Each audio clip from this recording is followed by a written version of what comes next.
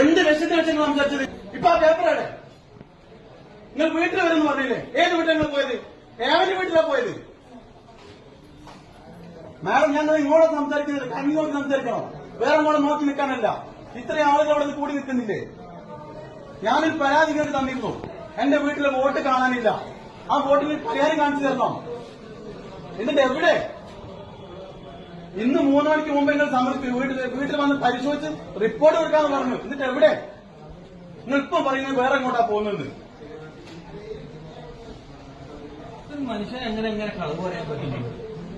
മനുഷ്യജന്മം അല്ലേ അത്? മനുഷ്യൻ മൃഗങ്ങളെ പോലും ഇത്രയും അറപ്പിച്ച തീരുമാനം ചെയ്യൂല.